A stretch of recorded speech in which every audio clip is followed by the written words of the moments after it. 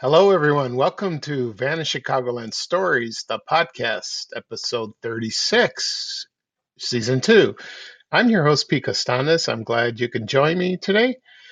And we have an interesting show coming up. And this program is brought to you by Boston Sea Party Seafood Restaurant. And here is a commercial from 1983. Feast your eyes on the Boston Sea Party feast.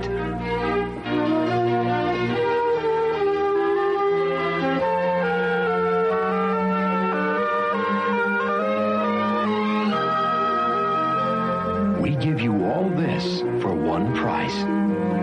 It's a celebration of seafood. Celebrate the Boston Sea Party.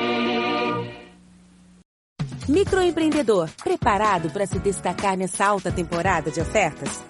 Estudo recente revelou que anúncios com apelo visual aumentam até 7 vezes as chances de venda. O Canva, plataforma que democratiza o design, vai te ajudar.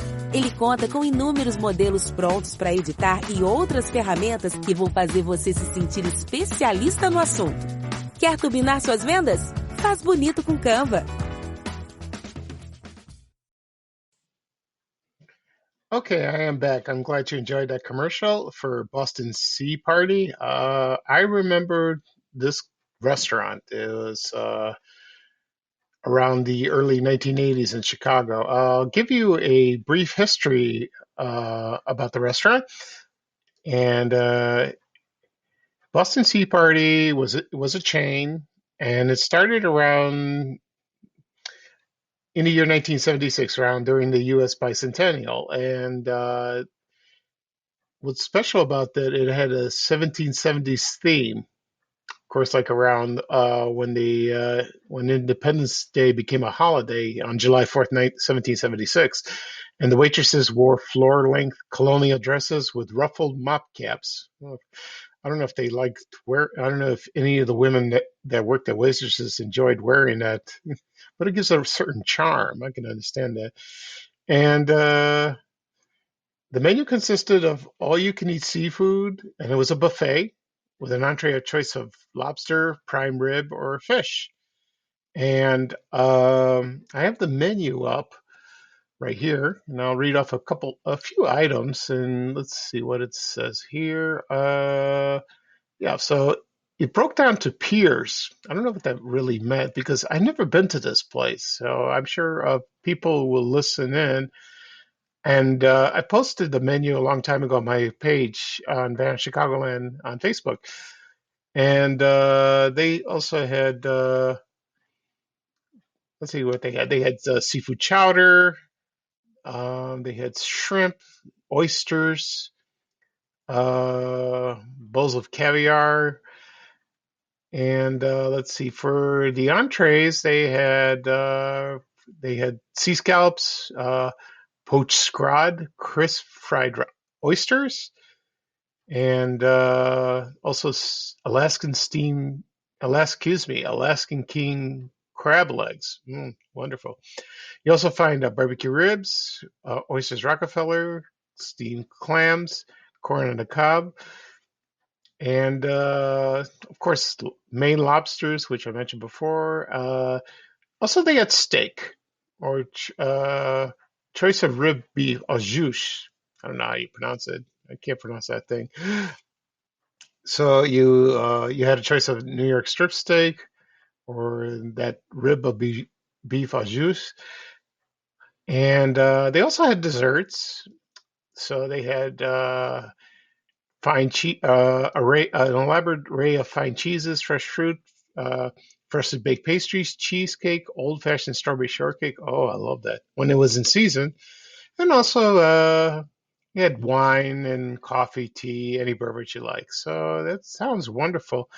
It didn't really last long in Chicago. There were two locations. One was in Morton Grove and in Carroll Stream. And I think a lot of people remember the one in Carroll Stream. And I don't know when they closed. So they were probably here probably a few years. And then they were scattered in the United States, and the last one was probably they went out of business in the late 1990s, but probably I know there's one in a famous one in Atlanta in the Buckhead community, and the restaurant was in a historic farmhouse. They and it the decor consists of beautiful stained glass windows and from a church they acquired, a wine cellar, and one dining room with old brick floors. And it's that sounded beautiful. You know, if you go to a place that in colonial times, you go to Jamestown, Virginia, or Boston, Massachusetts. What else? Like Washington D.C. and you visit or Philadelphia, you know, which I've been there, and it's a beautiful city, very historical. I went to see the Liberty Bell. That was fun. And such a shame. Today, people still remember it. And we've had seafood restaurants. They're still around like that, but this was unique. So that's very nice. Okay. And I want to mention that the clips that you hear on my podcast, they're credited by the Fuzzy TV Museum, or is it, excuse me, Fuzzy Museum TV by Rick Klein. And if you have an old VHS tape from the late 90s, I mean, excuse me, from the 80s or early 90s, even earlier, yeah, he loves to collect them. You can shoot him an email. He's at rick@fuzzy.tv. So if you have old VHS tapes lying around, you can donate them to him, or if you have any questions, just email to him. Okay? All right. So the next thing we talk about is Karoll's Red Hanger Shops. Now, I'll give you a little history of that. And let's see. So that opened, it was located on State Street on the corner of Randolph. And it opened, the address was at 36 North State Street. And it opened on October 17th, 1948. And the man who founded the business, his name was Herb Karoll. It was spelled Karoll. And he had other locations in the Chicagoland area. One was at 348 East 47th Street, 1240 South Halsted Street, which was at around Maxwell Street, and of course at 3201 West 63rd Street in the Marquette Park neighborhood. And there was another one, and it was at Ford City Shopping Center, which I remember fondly. I don't know what year it opened, probably in the late 60s. And I remember the beautiful clothes they had, beautiful suits, ties, shirts. Oh, quality, beautiful quality. And it was a very nice store. I remember the commercials on television, and it was called Carol's Menswear. That's what they call it, or men's store. I remember, I think when I was in grade school, I think my mother took me there to Fort City to buy probably a suit. I think she did. Probably not. I don't remember. I have to ask her, but I do remember buying I remember her buying some shirts and some ties, and she said she loved that store, and the customer service was wonderful. And also, that business is sort of still around. I'll explain in a second. And the store is located, let's see, where's the address? Here it is, at 175 North Franklin Street, and it's called Richard Bennett Custom Tailors and Shirt Makers. And the man who owns this store is his grandson, Albert Karoll. And so he probably learned from his grandfather, his father, and so he carried on the business. It's not called Carol's anymore, but they still have suits and ties and shirts and alterations. There's a tailor in the store. If you need alterations, you can They could do that for you when you purchase a suit. You don't find many places like that anymore. The last time that happened to me is I bought a suit at Carson Perry Scott in Orland Park, and it was a beautiful suit. And the man who waited on me said that we don't do alterations here. We do it at another location, which is odd. They don't do them in the store. So that was changing. And I said, fine. So I left my suit there to be altered. They waited for a few days, and then they contacted me at home, and I picked it up, and it was beautiful. So sometimes it's hard to find a place for alterations, at independent stores, or department stores, which are fading away, and it's a shame. So that business I just mentioned is located at 175 North Franklin in the Chicago Loop, and it sounds very nice. I still love to dress up, but for special occasions, suit makes the man. You look so elegant and very handsome and debonair. You know, I guess that's the way I am. Okay, so the last thing. Okay, so the last thing I will talk about is the history of Channel 66 WGBO, and it has an interesting. It has an interesting history with a lot of format changes with that. So first, it was called WFBN, and that went on the air in September 18th, 1981, and it was a public access. They ran public access programs during the day, and they also had a subscription television service called Spectrum. I'm sure people remember that during the night. So, right now I will play two, what do they call it? Station IDs bumpers. One is for WFBN TV channel 66, and the other one is WGBO TV channel 66, Super 66, if you remember the Logan. So I'm going to play those two right now. Channel 66, WFBN Joliet.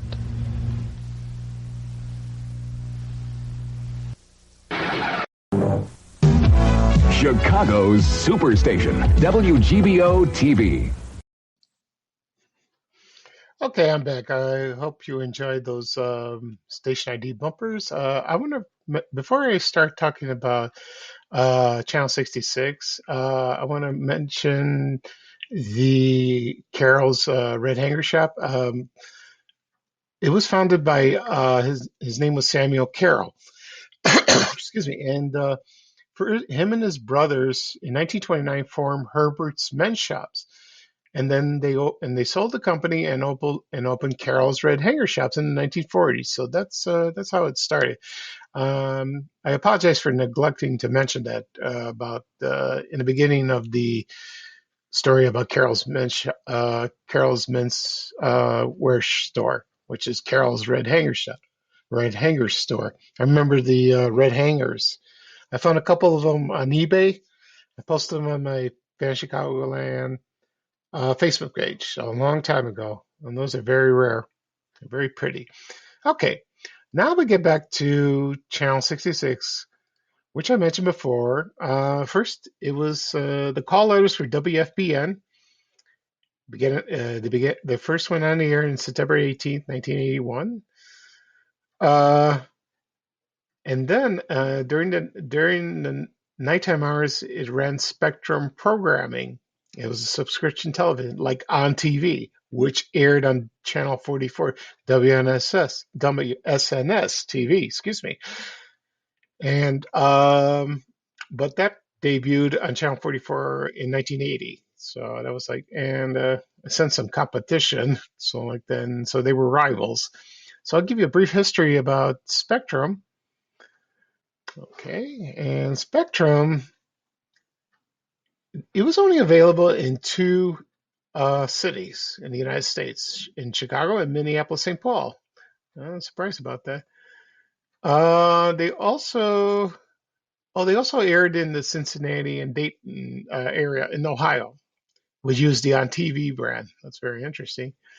Okay, and the company was owned by United Cable. I tried to search on, do a Google search about that company. I couldn't find anything, which was interesting. And I also wanted to find a scrambler box.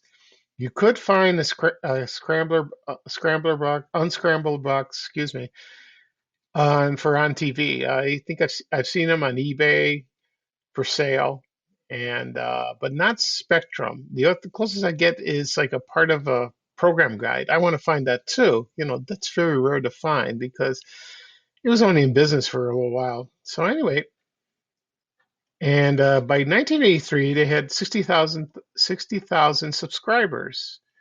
Very small potatoes compared to on TV, which had 125,000, and it did not turn a profit. So also in Chicago, they launched that. No, I'm sorry. United Cable, the company that owns Spectrum, they launched it in the Twin Cities on September 22nd, 1982, and so that was second. Actually, the Chicago one, which is WFBN, went on the air first. So they didn't make much money, but people do remember. But it was very similar to on TV. They had programming in the evening, and then they had adult programming overnight. They also did that on Spectrum, but it didn't last very long. So Spectrum went out of business in 1984 in February. And while so WFBN was planning to be a syndicated TV station, and just like WGN and WFLD, which is Channel 9, Channel 32, and Channel 44 at the time, which is WSNS, uh, they went to Spanish language station in the mid 80s. So during 1984, they just broadcasted music videos, which at the time was very popular, because of it, when MTV launched in August of 1981, that took off. It was very popular. And I will talk about MTV, the early days, and on its 40th anniversary in August, which would be kind of quite fun. And so during the summer of 1984, they just aired music videos, and it was called Music 66. Also on WPW, they had a video show, Music Video 60. So they had that too, and I watched it. They aired it in the morning, and they most said in the afternoon and night. But this one on WFBN, they aired it 24 hours a day, and I happened to find someone recorded a portion of that, and Rick Klein, who owns Fuzzy Memories TV, or Fuzzy TV Memories, keeps forgetting that, he posted that on his page on Facebook, and I watched it. It was fun watching that, but there was no. Then it was commercial free, only if they had a station break, or they show on the bottom of the screen the identification of the TV station, which was cool. And it was fun to watch. I remember watching that, and they had some video. They played some videos, very popular videos in the '80s, like Duran Duran, Tina Turner, Hall and Oates, Billy Idol. But they also aired videos that were very not familiar with everybody, very obscure ones, which is interesting. Okay, and after that, so Spectrum just went bye bye, and some people still remember it to this day. Like I mentioned before, hopefully I can find a unscrambler box and a program guide. I would love that on my Facebook page. That'd be really nice and cool. Okay, then Channel 66 started airing reruns and old movies, and they didn't do much of it wasn't much of a fanfare. They didn't advertise much. So I do remember some of the reruns that aired. They aired Green Acres, The Avengers, maybe Mayberry RFD. But let's see what else. I can't think of any. There was Mary Tyler Moore show, Maud. All in the Family came later, so I'll get into that in a second. And then they changed the call letters from WFBN to WGBO, and that took effect January 4th, 1986, and adopted Super 66 for their air branding. And I remember the commercials. And one of the television shows that they promote heavily was the primetime soap opera Dallas. And I remember seeing the commercials, and they did some advertising for White Hen with that. And I remember I worked downtown at the time. I worked at City Hall, and I remember the advertisements on the buses, on the side of the CTA buses. And I remember the slogan that said, "Get your daily dose of Dallas on WGBO TV, Channel 66, your Super 66 station." So, yeah, so that was, I like this station. It reminded me of when Channel 44 aired all these wonderful reruns. I talked about that in previous podcast episodes. You know, I still miss that kind of, it was quaint and not fancy like today.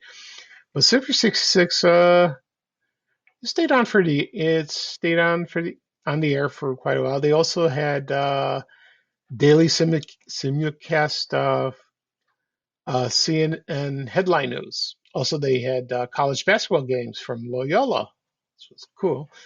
And so that went on for about 5 or 6 years, and then so then Univision came, and then it bought WGBO, and the regular program got dropped, and now it's I think Telemundo. Did I mention that? I think I did. Univision, excuse me. Yeah, it was Univision, and to this day, it's still on the air. Channel 66 on WGBO airs Univision, and they've been there for a long time. So, but the reception and is much better now. So I do catch a couple times on Channel 6. It's all Spanish programming. I don't understand Spanish. So sometimes you see the ghosts of WG WGBO, excuse me. So I don't know where they got where that stood for. I don't know, WGBO. I have no idea. And WFBN, I'm not sure. I think it's financial, something had to do with financial broadcasting network. I guess it's called that. I don't know. We'll see about that. Okay. So enough of my rambling. So I hope you enjoyed this episode, walking down memory lane, kind of in a clumsy way. So, and it was very interesting topics I spoke about today. So I'm glad you joined me, and hopefully you can join me next time. Hopefully I might do a podcast tomorrow morning, and it's the 4th of July. We'll see. Maybe we'll do a theme of about the Independence Day in Chicago. We'll see. I'm going to do some research. And so that'll be all for episode 36, season 2 of Vanished Chicagoland Stories, the podcast. And I will post this on my social media accounts, and also it's also on YouTube. You can catch it there. And let's see what else. Oh, and my podcast platforms: Apple Podcasts, Google Podcasts, and Spotify. Okay, so this is Pete Costanis signing off, and I hope everyone have the rest of a good weekend and enjoy yourselves. And bye-bye for now. And here's Ray Rayner saying bye-bye for now. Take care, everyone. We have to go. Bye, bye, bye.